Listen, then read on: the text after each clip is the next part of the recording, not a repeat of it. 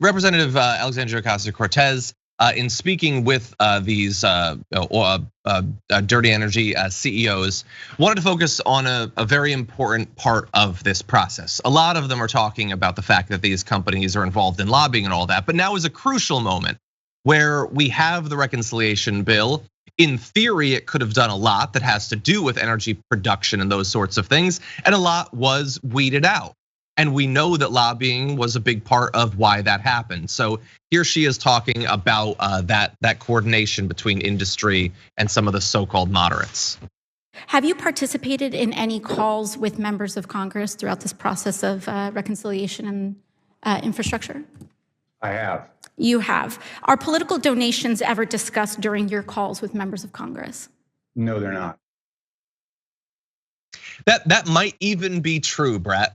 It might even be true that they don't talk about that. Of course, the fact that they don't specifically mention it seems kind of needless because nobody doesn't understand how this works or what the stakes are, the financial stakes for representatives. But at least he is clear that he has been putting pressure on them. And we're gonna talk later on in the show about it's been so clear some of the personal financial interests of those who have been interfering with Biden's agenda. I'm glad that she's making it clear that relationship exists, the effect that it has.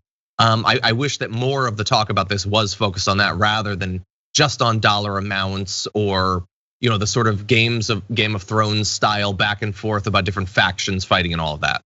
Yeah, I mean, that's Congress's money. That's what it is. It's unfortunate that, right, what you want is to give the kind of, when AOC is talking to this guy, she's really invoking that leaked video where the guy brags about having conversations with Joe Manchin. Exactly. And she wants to keep that through line going. And that's something that I think a lot of people can really identify with. It's like, even if they're not talking about it, that is a perfect question where everything about it seems creepy. And no matter, and that's what they tell lawyers to do is you know the question and you can ask a certain question where no matter what the answer is, it's still good for you. And if he says no, he just seems like he's lying. And he is meeting with members of Congress when he's there. And it's just so strange to me. And the thing that really, like, the central theme that gets to me and depresses me is that there are, so many things that so many people want, but Congress still keeps finding a way not to give it to them.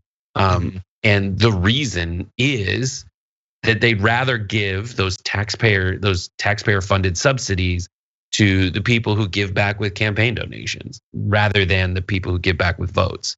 Because for so many people who are out there voting, they just don't feel like there's an alternative. And there's this false sense of security that a lot of people have where they're like, I'm gonna blame it on Congress as a whole, not my congressperson, because what the hell else am I supposed to do?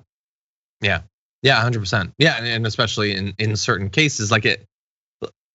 Yeah, it's been fairly clear on some of the individual components, whether it's, some of it has to do with this, like the $150 billion for incentivizing energy production that doesn't involve coal and that sort of thing. It's very clear who was against that. Negotiations on prescription drug prices and things like that.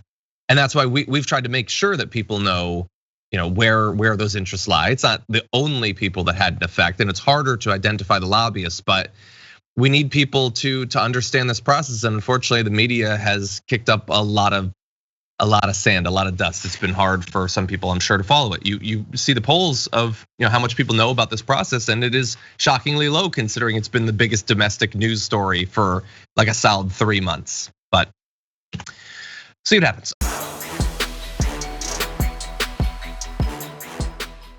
For more political news breakdowns, interviews, stories of activism, and me trying my hardest to care about the occasional big celebrity news story, subscribe to our YouTube channel at youtube.com/thedamagereport. And you can ring the bell wherever it is so you don't miss anything.